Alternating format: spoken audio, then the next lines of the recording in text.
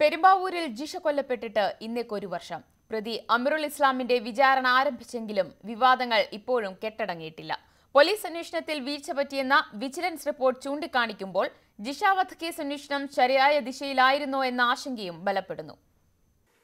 നല്ല നല്ല സന്തോഷങ്ങളൊക്കെ പറഞ്ഞ് ഇപ്പോഴും എന്നെ സമാധാനിച്ച് നോക്കി എന്നെ നോക്കി കൊണ്ടു നടന്ന മോളാണ്.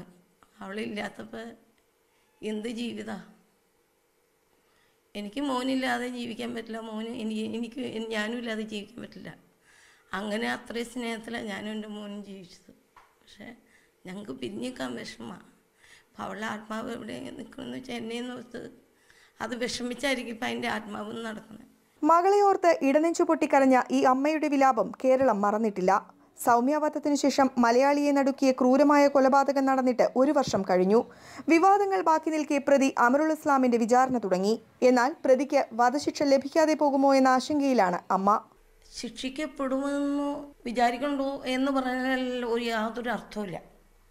അവനെ കൊല്ലണം എന്നുള്ള പ്രതീക്ഷയോടുകൂടി കാത്താ ഞാനിരിക്കണേ. കാരണം പറഞ്ഞു കഴിഞ്ഞാൽ ഇപ്പം എൻ്റെ കൊച്ചിനെ കൊല്ലാൻ അവൻ കോടതിയിൽ നിന്ന് നീതി ചോദിച്ചില്ല. നീതി ചോദിച്ചിട്ടല്ലല്ലോ എൻ്റെ കൊച്ചിനെ കൊന്നത്, ആണോ? അല്ലെങ്കിൽ പോലീസുകാരുടെ അനുവാദം ചോദിച്ചിട്ടല്ല എൻ്റെ കൊച്ചിനെ കൊന്നത്. അപ്പം ഇതൊന്നും ചോദിക്കാത്തവനാണ് ഒരു സ്ഥലത്തുനിന്ന് ഒരു അനുവാദം മേടിക്കാതെയാണ് എൻ്റെ വീട്ടിൽ ഞാൻ ഇല്ലാത്ത കയറത്ത് കൊച്ചിനെ കയറി കൊന്നത്. അങ്ങനെ കൊന്ന അമീറുൽ ഇസ്ലാമിനെ താമസിക്കാതെ തന്നെ അവനെ കൊല്ലണം എന്നാണ് ഞാൻ പറയണത്. കഴിഞ്ഞ ഏപ്രിൽ 28 രാത്രി 8 മണിയോടെയാണ് പെരുമ്പാവൂരിലെ കുടിയിൽ ജിഷയെ ബലാത്സംഗം ചെയ്ത് കൊല ചെയ്യപ്പെട്ട നിലയിൽ കണ്ടെത്തിയത്. അന്വേഷണത്തിന്റെ ഓരോ ഘട്ടത്തിലും പോലീസ് വിമർശനം നേരിട്ടു. കുറ്റപത്രത്തിലെ വൈരുദ്ധ്യങ്ങൾ ചൂണ്ടിക്കാട്ടി ജിഷയുടെ പിതാവ് പാപ്പു തുടരന്വേഷണത്തിന് കോടതിയെ സമീപിച്ചു. ഫലമുണ്ടായില്ല.